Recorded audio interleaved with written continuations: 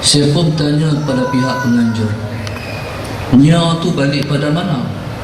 Kerana cintanya. Jadi kata penganjur, balik kepada Allah dan Rasul. Tuan-tuan yang nanti Allah sekalian, pada saat berlaku perang Khaybar, Nabi kita SAW pada saat nak menyerahkan panji-panji sebelum berlaku perang Khaybar, Nabi sebut, Allahumma salli ala sayyidina Muhammad, la'u'tiyanna hadhihi ar-rayata man kana man yaftahu Allahu bihi yuhibbuhu Allahu wa rasuluhu wa yuhibbu Allah wa rasulahu. Nabi sebut, Allahumma salli ala sayyidina Muhammad, aku nak menyerahkan panji-panji ini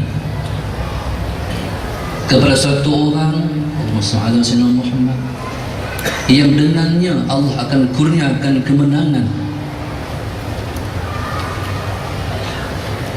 kasih kepadanya Allah dan Rasul, dan dia juga kasih kepada Allah dan Rasul.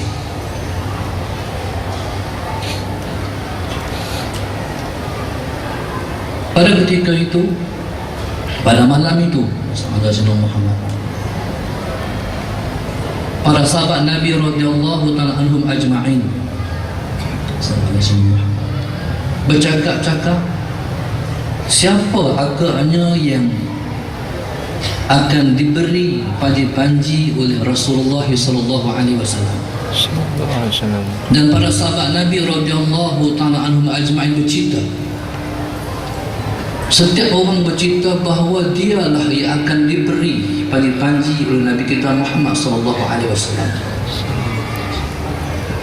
Pada siang esoknya, ala sayyidina Muhammad, pada saat para sahabat semua berhimpun, pada ketika itu ala sayyidina Muhammad, Nabi kita sallallahu alaihi wasallam bertanya, di mana Ali bin Abi Thalib?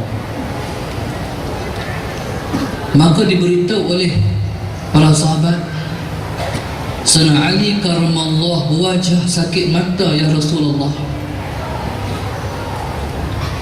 Nabi sebut, Sayyidina Muhammad, dipanggil Sayyidina Ali.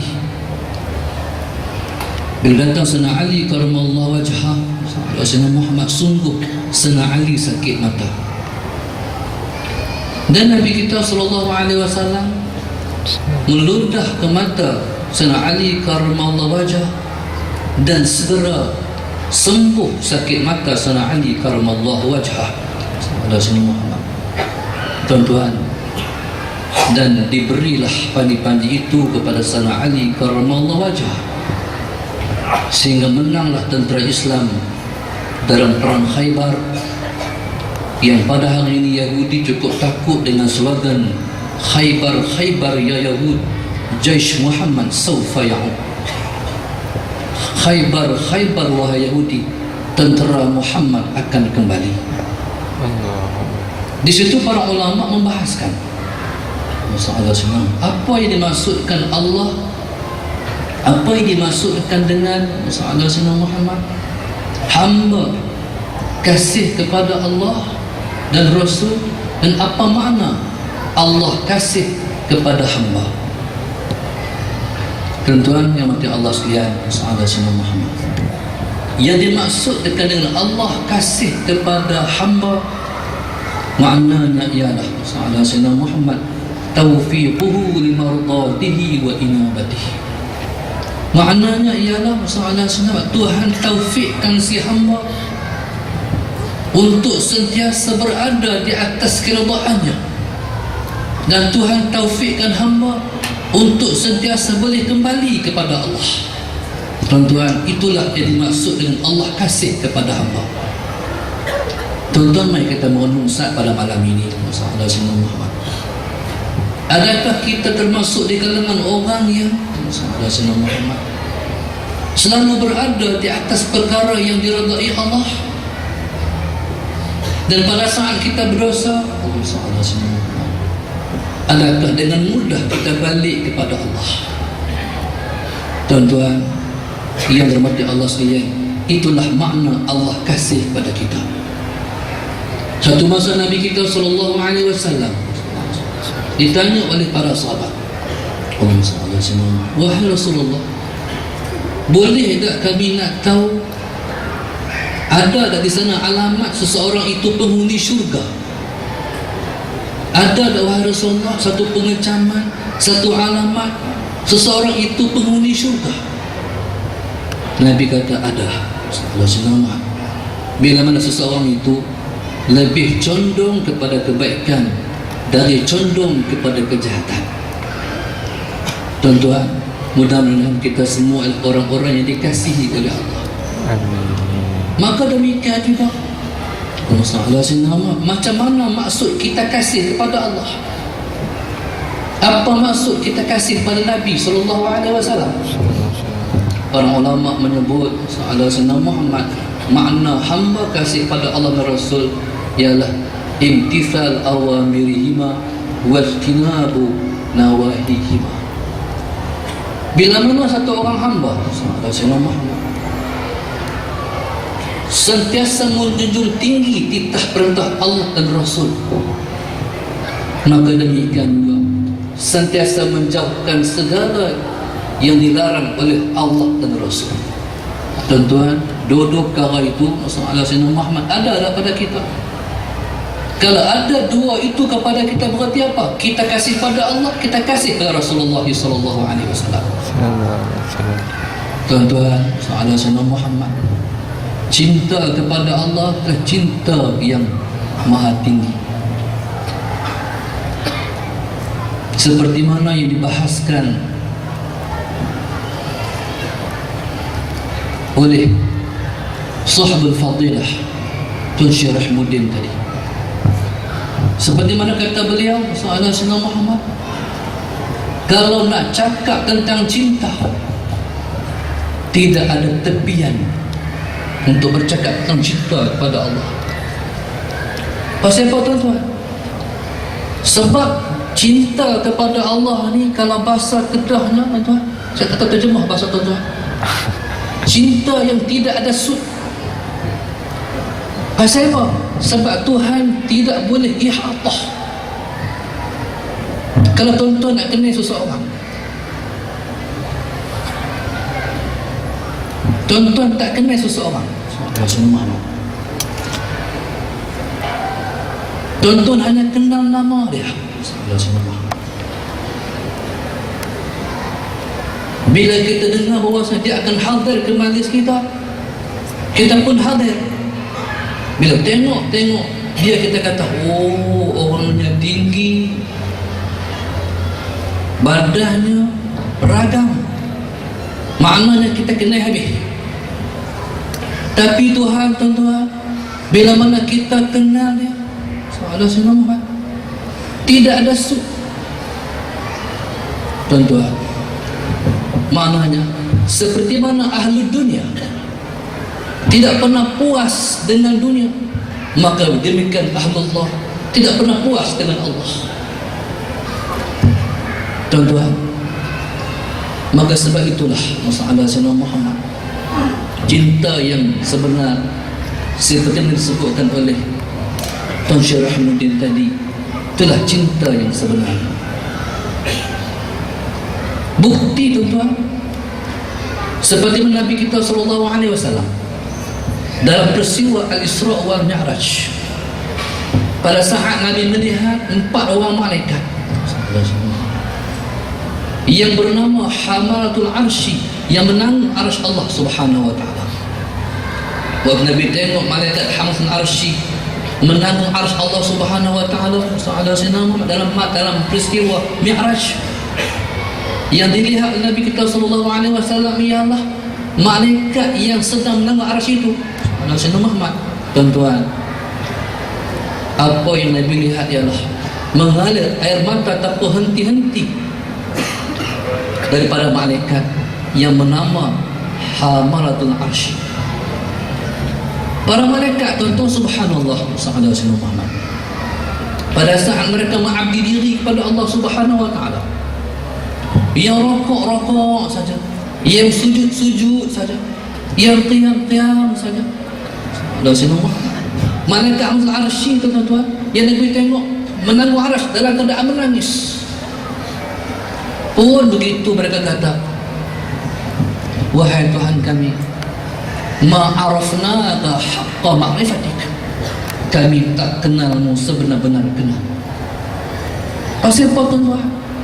Sebab tidak puas dengan ma'rifah yang mereka peroleh, dan tak akan habis lautan ma'rifah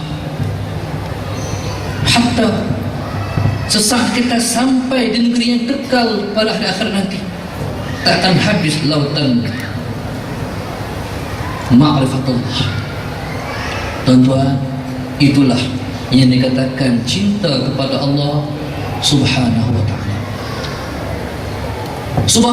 Allah Subhanahu wa ta'ala yang memiliki sifat ketinggian, sifat kesempurnaan, sifat keperkasaan,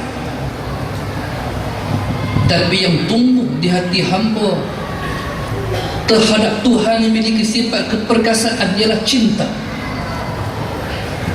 Seperti mana pada saat malaikat Jibril dan Mikail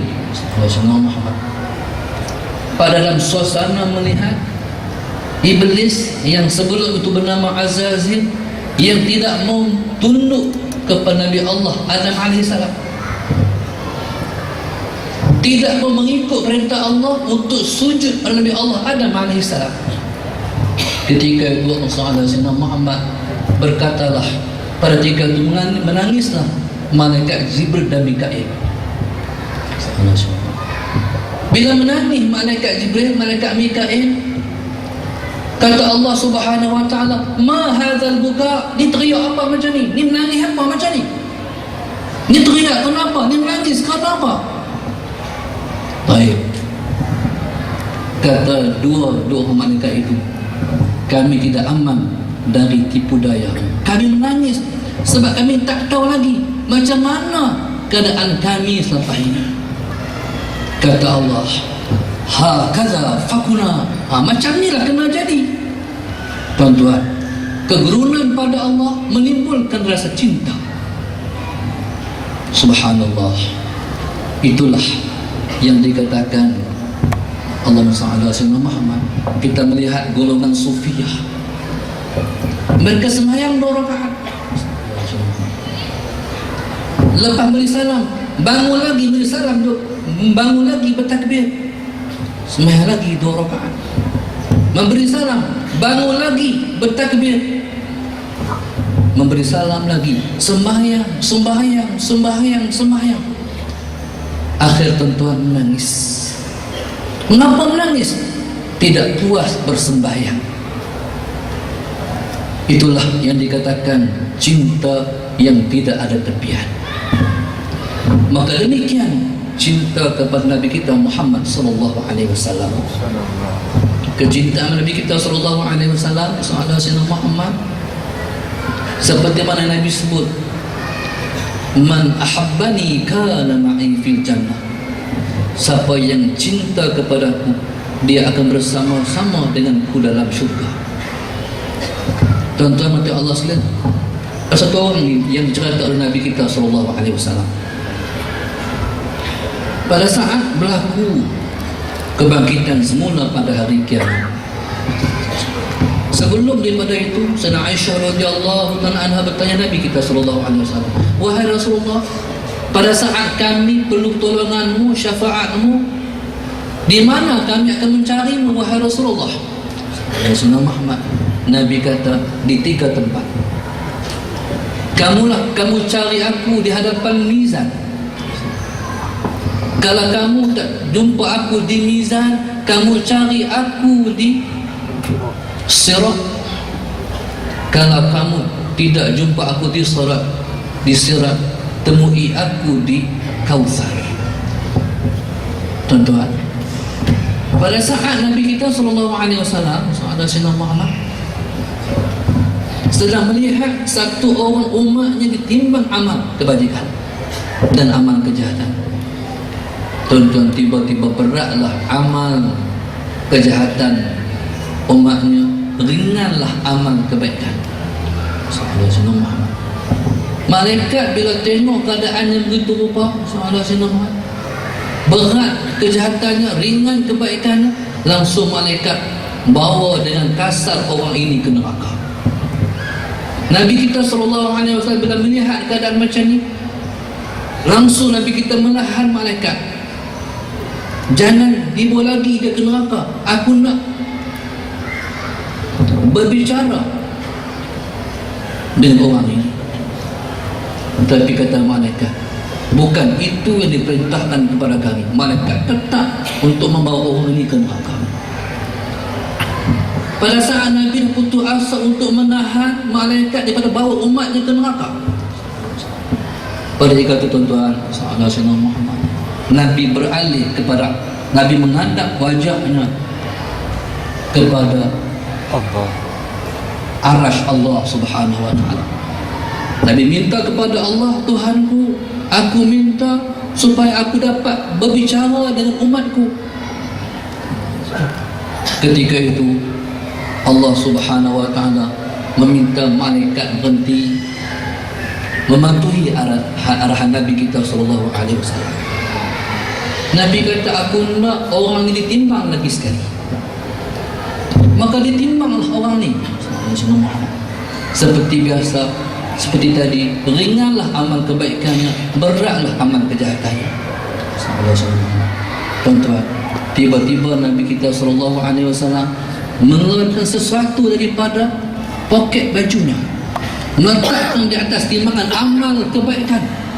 Tiba-tiba beratlah amal kebaikan.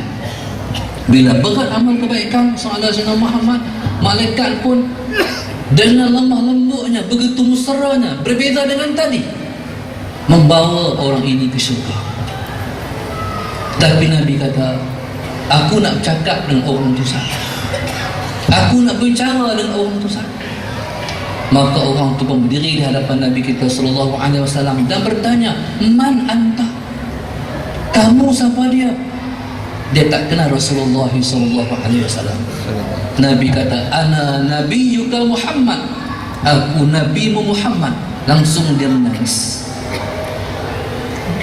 Dan kemudian bertanya, wahai Rasulullah sallallahu alaihi wasallam, apa yang kamu ambil letakkan di atas timbangan amal kebajikanku? Nabi kata, Allah sallallahu alaihi wasallam, Muhammad, satu selawatmu di atas muka dunia. Hari ini dia telah menolong. Tuan-tuan, cintailah Rasulullah sallallahu alaihi wasallam, kerana fa innahu wasilatun bainaka wa bainallah yaumil qiyamah. Nabilah perantaraan di antara kamu dan Allah pada hari kiamat nanti. Wallahu subhanahu wa ta'ala alam.